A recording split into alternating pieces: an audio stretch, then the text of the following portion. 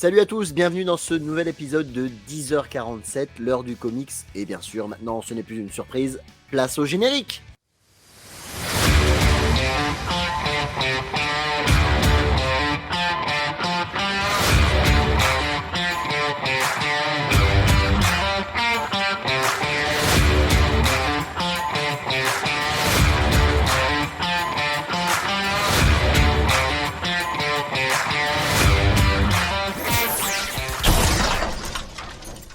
Bon messieurs, je vous ai à nouveau concocté des petits thèmes surprises, des choses dont vous n'êtes pas au courant. Et tout de suite, j'ai envoyé 2 stripteaseuses chez vous qui vont vous masser pour vous déstabiliser pendant les réponses. C'est parti. Ah, mais elle est pas derrière, elle est dessous, c'est normal. Bon là, là, la tu l'as personne pas. qui fait le montage, tu mets des faux stripteaseuses quelque part, d'accord? Alors messieurs, donc aujourd'hui, toujours avec moi Benoît et Red pour répondre à mes questions super dures sur le comics. La question c'est simple. Pour vous, qu'est-ce qui est le plus important? Attends, c'est pas facile, hein. Est-ce que c'est le contenu ou le contenant? C'est-à-dire que les comics, c'est connu pour avoir 10 000 éditions différentes et pendant l'édition, le tome 6, d'un coup, il décide de changer le dos et ça change la couleur, ou la taille, ou la forme, ou le fait que ce soit rigide ou dur. Moi, perso, ça me rend fou parce que j'ai une maladie, j'ai la collectionnite aiguë et j'ai envie que ma bibliothèque soit plutôt unie. Donc de ce côté-là, chez Urban, c'est plutôt correct parce qu'ils ont fait tout à peu près pareil. Mais chez Panini, je peux faire une crise de foi, hein, juste en voyant... Bref, voilà. Donc, moi, en tout cas là-dessus, ça va presque... Ça m'a choqué de le dire, mais c'est le contenant qui est plus important. La preuve, c'est que chez Panini, j'achète que les Deluxe ou les Omnibus. Et du coup, je me prive de plein d'histoires, mais j'arriverais pas à dormir si mon histoire, elle était faite en Deluxe, 100%, truc souple. Enfin, j'arrive pas à concevoir que tu passes d'un truc à l'autre en VO, en VF, machin et tout. Ça me rend ouf. Du coup, j'ai que des runs par choix, mais j'arrive pas à trouver les mots pour dire que voilà, ça m'énerve. Donc je ne prends que certains omnibus ou que certains deluxe, enfin tout ce que je veux dans les personnages que je veux, mais j'ai pas des histoires entières à cause de ça. Je te vois bien, tu sais, dans la nuit comme ça. Putain, merde, j'ai un souffle. Non mais on en rigole, mais c'est vrai quoi. On en rigole et là, le fait que les deluxe, d'abord ils étaient rouges et noirs et maintenant ils sont... oui, enfin ils étaient blancs et noirs et maintenant ils sont rouges et noirs, ça me rend fou, ça me rend dingue. Alors moi, je te rejoins totalement. Je suis dans le même délire pathologique, pratiquement. Hein, il faut que la bibliothèque soit pleine, complète et belle. Oui. Donc, il faut que ce soit rangé. Bon, c'est vrai que chez Urban, visuellement, c'est cool. Alors, ça, même si c'est du porno, ça. C'est porn book. Non, c'est l'autre. On voit pas la caméra. Donc, non, enfin, franchement, c'est propre, c'est intégré et c'est beau. Là où je te rejoins, et c'est pour ça que j'ai carrément arrêté d'acheter à un moment, et je le disais sur un épisode précédent, c'était sur ce qui sortait en presse, en souple, chez Urban, les Batman Saga, quand ils sont passés sur du Batman Universe et Reverse, ils sont passés sur du grand. Alors qu'avant, le Batman Saga, ils ne font pas la même taille. Et tout ce que tu veux, c'est le seul que j'ai acheté, avec la version cover alternative, 2 fois. Mais ça rend fou. Mais du coup, j'ai arrêté, parce que ça n'allait plus visuellement dans le truc, et je me suis concentré sur le... Sur le beau. Le beau, exactement. Ah ouais, je comprends. Disons que je comprends. Alors toi, vu tes fringues, c'est sûr que toi, c'est l'inverse. Mais c'est gratuit, ça. Oui, il est beau mon t-shirt. Non, mais, il faut préciser qu'aujourd'hui, Denis a mis un t-shirt avec des manches. Donc, c'est ça. Je crois que niveau... c'est déjà pas mal. Ouais. Benoît, vas-y, continue. En fait, ça revient à la question qu'on parlait dans une émission précédente. Ça va aussi pour moi avec le coût. C'est-à-dire, si j'ai l'opportunité d'acheter un truc, l'histoire que je veux, dans une autre collection, L'important va être pour moi l'histoire, voilà. C'est pour ça que je suis un peu comme Red, j'achète beaucoup en occasion. Après, c'est sûr que c'est mieux d'avoir voilà, mes Punishers de grand tennis qui sont sur la collection Max. Voilà, ils sont tous dans le même truc. Je veux dire, voilà, c'est un kiff. Mais j'en ai assez peu dépareillé finalement parce que j'arrive à me démerder, à arriver à trouver ce que je veux. Parce que j'achète pas forcément toujours du neuf. J'attends un peu que ça sorte en occasion. Moi, j'ai un pote, Max Faraday, pour ne pas le citer. Lui, il s'en bat les couilles. Lui, il a du VF, de l'anglais, du souple, du solide. Il a 18 éditions, du début à la fin. L'important pour lui, c'est qu'il connaisse l'histoire du début à la fin. Mais je ne sais pas comment il fait pour dormir la nuit. C'est inconcevable. Messieurs, vous avez le droit d'imaginer la Dream Team idéale. C'est-à-dire, vous choisissez le dessinateur et le scénariste que vous voulez et le personnage que vous voulez. Marvel, DC, Indé, on s'en fout. Peu importe. Le scénariste que tu veux, le dessinateur que tu veux et le perso que tu veux, et ils en font une histoire qui déchire. Moi, évidemment, en tant que dessinateur, je vais prendre au hasard Jim Lee. En tant que scénariste, j'aimerais bien Mark Millar. Et j'aimerais que tous les deux travaillent sur Ghost Rider. Ah oui. Ouais, oui, c'est beau. Ça me ferait kiffer. C'est pas simple comme. C'est prix sorti du lit là. Hein, oui, mais justement, il faut imaginer genre un peu ton truc préféré. Pourtant, Ghost Rider, c'est pas mon perso préféré, c'est Batman. Et bon, Jimmy sur Batman, on a déjà vu. Alors, j'aurais bien voulu voir Jimmy dessiner du Ghost Rider bien badass. Donc, c'est vraiment parti genre de vas-y, pourquoi pas. Moi, je pense que je partirai sur mon scénariste préféré qui va être Garth Ennis. Je pense que je le mettrai avec un dessinateur comme Percy, qu'on voit en ce moment sur les X-Men avec Wolverine. Et j'aimerais bien un Blade. Un bon Blade. Ok. Et alors. Tu veux un truc sur les Schtroumpfs, non? Lucky Luke. Lucky Luke, évidemment. Blague à part, un Sean Murphy ou Jim Lee qui fait un Lucky Luke, je signe direct. Hein. Ah, bah c'est sûr. Bah, déjà, on va voir son Zorro. Ouais. C'est vrai. On va voir, Sean Murphy qui va faire Zorro, je pense que ça va déchirer. Moi, je voudrais repartir sur quelque chose de plus costaud. Du coup, j'ai envie de voir un mec qui va te faire un scénar sur 8 ou 9 tomes. J'ai envie de voir du Grant Morrison. Parce que j'aime quand il fait des runs costauds.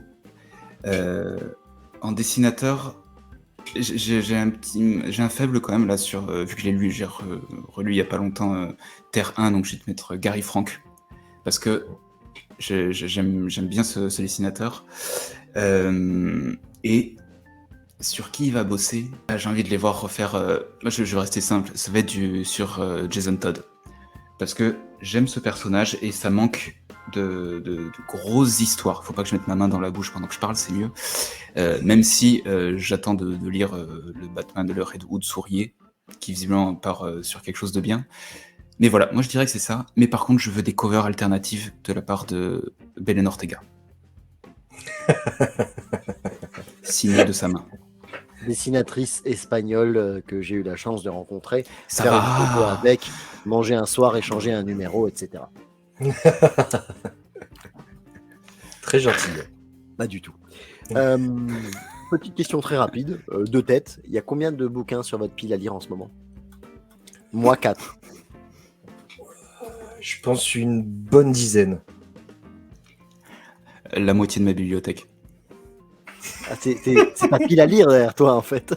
Non, mais c'est en fait, je les achète dès que je peux et je prends pas le temps de lire. Donc du coup, je continue à les acheter et je cumule du retard. Mais là, vous le voyez pas, mais celles qui sont là-haut, elles sont à moitié cellophanées encore. J'aimerais qu'on mette un peu plus en avant la femme dans cette émission, puisqu'on n'est que 3 hommes. Quel est votre personnage féminin préféré chez Marvel, chez DC et en indé? L'équipe de production, c'est-à-dire en fait nous trois, nous nous excusons si nos propos pourraient paraître misogynes. Évidemment, bien sûr que non, nous respectons toutes les femmes et nous permettrons d'aller au supermarché pour leur acheter des éponges à la fête des mères. Voilà, sur ce, on continue l'épisode. Alors, il n'y en a pas 150. Moi, je pense que chez DC, c'est Catwoman. Forcément, puisque c'est la meuf et en même temps non de Batman. Chez Marvel, je dirais, on va rester un peu chez le félin, mais comment elle s'appelle, la nana à chat chez Spider-Man, le gars qui Black connaît Cat. pas les Marvel. Black Cat. Black Cat a un côté incroyablement sexy dans les BD qui m'attire. Je trouve que Mary Jane à côté, elle est pas intéressante, quoi. Je vais me mettre plein de fanados, mais surtout dans Spider-Man Ultimate, elle est incroyable. Comment oses-tu? Mary Jane, quoi. Tu touches Mary pas Mary Jane? Mary Jane, c'est une bonne femme. Elle fait des gâteaux, quoi. Bon, ok, tu te maries Non, avec. non, Mais putain, non, pour passer non. une nuit de folie, tu prends Black Cat. Bah écoute, je te laisse Black Cat, je prends Mary Jane. Hein. Ah bah merci. Y a pas de souci. La meilleure. Ça va, vous êtes raccord, c'est bon, pas de souci, il n'y a pas besoin de se battre, chacun En plus, une. Mary Jane, elle est rousse. Je la laisse. Attention, avec leur consentement, évidemment. Et dans le respect. Et dans le Il y a 2 respect minutes, on a dit qu'on mettait la femme en avant, les gars. C'est très mal parti. Et enfin, chez l'indépendant, j'ai posé la question, mais je n'ai pas réfléchi. Donc la première qui me vient chez l'indépendant, je sais, en indépendant, j'adore la petite fille, je crois qu'elle s'appelle Zoé d'ailleurs, comme ma fille. Oui. La petite fille Zoé chez Terry Moore, qui est Oui. en fait une tueuse en série presque, hein, mais sous la Oui. forme d'une fille. Je l'adore, Une psychopathe? c'est ça. On dirait un petit ange, on dirait une petite fille très très gentille. En fait, c'est un démon de ouf. C'est ça. Donc j'ai envie de dire Zoé, ouais. Bonne chance à vous les gars. Benoît, vas-y. Si tu veux, je les ai. Je peux. Vas-y. Moi, chez DC, ça va être très facile. Harley Quinn. Là, pour moi, ça reste. Même si Purement Punchline. sexuel. Évidemment. Il faut dire que le premier rêve dont je me souviens, je devais avoir 4-5 ans, je me souviens que j'avais Harley Quinn dedans. J'avais 4-5 ans. Et je m'en souviens très bien de ce rêve. Mais c'était la Harley Quinn du Batman. Évidemment, oui. animé. J'avais 4-5 ans. C'était pas Harley C'était Quinn pas Margot d'aujourd'hui. Robbie. Non, c'était pas Margot. Ensuite, en indé, j'aurais dit Maggie dans Walking Dead. Je croyais J'aime bien. Maggie dans la série Maggie. Non, Tu te rappelles non. la série Maggie qu'on regardait Oui, chez mais- mes grands-parents, non? Elle voit toujours rouge. Nanana. Oh T'avais putain, mis- la phrase de boomer, quoi. Oh, l'émission, on vient de prendre 40 ans, quoi. Entre Antoine la dernière fois et Maggie maintenant, on est bien, quoi. Maggie, Arabesque, Colombo, la base, les gars. Derek, On va avancer dans le temps. les cordiers Et- jugés flics. On fera un flop 3 bientôt des séries des TF1 des années 90. Là, on est bien parti, quoi. Et après, en Marvel, Vu que tu lis pas Marvel. je lis pas Marvel, donc je vais redire Harley Quinn. Mais non, mais pense aux films. T'as vu les films Marvel, il y a forcément des persos féminins qui t'ont marqué. J'aime pas. T'aimes pas les femmes? Ok, bon, bah c'est pas grave. Voilà, c'est tout. Il est misogyne, qu'est-ce que tu veux que je te dise? Vas-y, Alors, Benoît, t'as eu le temps de réfléchir, là, j'ai galéré pour te laisser le temps. C'est vrai, c'est gentil. En Marvel, je vais prendre Emma Frost. Parce que, bon, c'est vrai que c'est une femme qui est très sexy, mais j'adore son côté manipulateur et très intelligent. Je trouve que c'est quelqu'un d'hyper complexe. Et voilà, j'aime cette complexité-là. Comme la personne que je vais prendre chez DC, ça va étonner pas mal de monde, mais j'adore le personnage d'Amanda Waller. Parce qu'elle arrive forcément à son objectif. Et ouais, mais je veux dire, c'est une femme forte qui a un objectif et qui va tout faire pour arriver à cet objectif-là, qui t'a manipulé, qui t'a tué, qui t'a tout faire. Et voilà, je trouve que j'aime bien ce personnage-là. Et en indé, je vais prendre Atom Eve de Invincible. Parce que ça peut commencer le récit un peu des fois comme une romance, un peu de lycée, avec des trucs très classiques. Et finalement, c'est une personne qui va traverser énormément d'aventures, énormément de drames, etc. Et pour en ressortir à chaque fois plus forte. Et je peux que kiffer ce personnage. Alors j'ai la dernière question de cette soirée, puis après on s'arrête parce qu'il est 2h du matin. Et la question va surtout être pour toi, Red, c'est quand est-ce que vous trouvez le temps de lire? Parce qu'on a tous les trois des enfants, pour rien vous cacher. Et donc c'est super compliqué entre la vie de famille, le travail, les gosses, les nuits de sommeil, parce que ça arrive des fois de dormir. Quand est-ce que vous trouvez le temps de lire vos comics? C'est la grosse question en fait, parce que je me dis le soir en général. C'est que je veux me caler, je prends un bouquin et je le lis. Sauf que tu fais d'autres activités, tu te mets au lit, il est 10h30, tu commences à lire un chapitre et soit t'es trop crevé et du coup tu le lis pas entier, soit t'es parti pour tout le lire et du coup tu fais une nuit blanche. Donc réellement c'est une grosse question que je me pose et aujourd'hui le temps que j'ai pu trouver c'est des temps 1 heure à 2 heures le week-end. En gros, c'est le seul temps que j'arrive à me débloquer pour ça. Ok. Moi, je colle ma fille devant la télé pour le pouvoir lire. Père indigne. Mauvais parent. Non, je suis un peu comme Red, où je trouve le temps quand je peux. Des fois, on fait, tu t'occupes de la petite, comme ça au moins j'ai peut-être des fois 1 heure tranquille à faire quelque chose, et puis on switch comme ça de temps en temps les week-ends, et on a un petit peu de temps, quoi.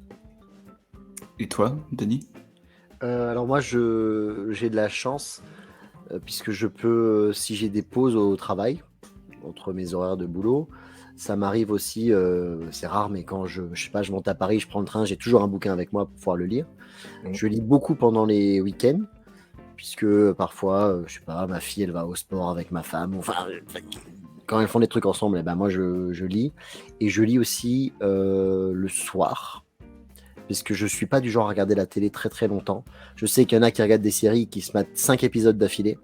Et moi, je supporte pas ça, parce qu'au bout d'un épisode, ça me saoule. J'ai envie de connaître la suite, mais je la regarderai demain. Moi, je me fais un épisode par jour. Et du coup, je vais au lit assez tôt. Et je lis énormément le soir au lit. Et je lis aussi beaucoup pendant les vacances. On part souvent, je sais pas, 1 ou 2 semaines en vacances en été.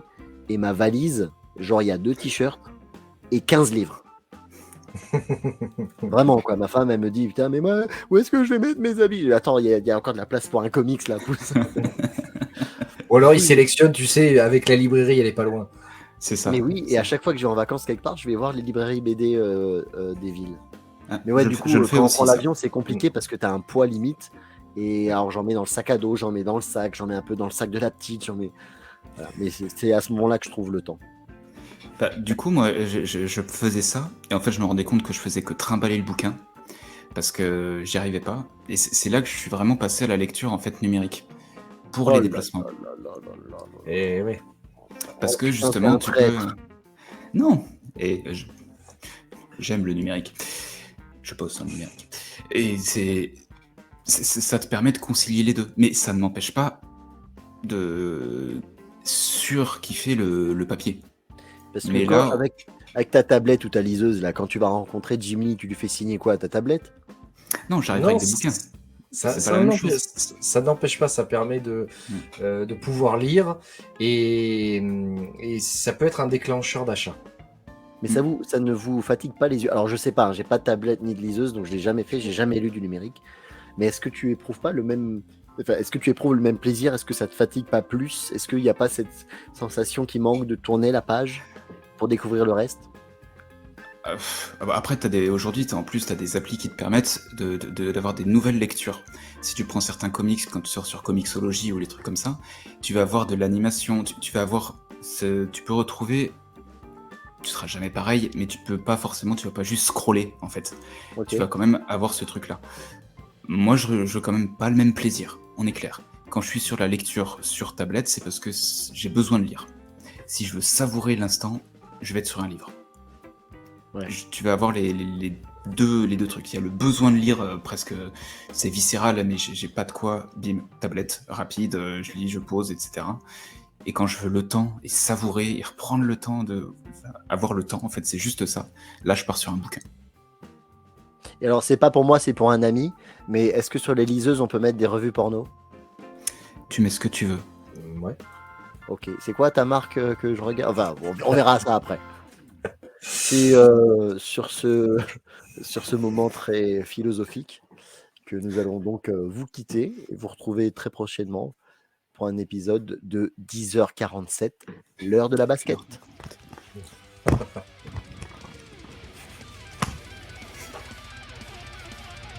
Tu te fatigues toi-même des fois.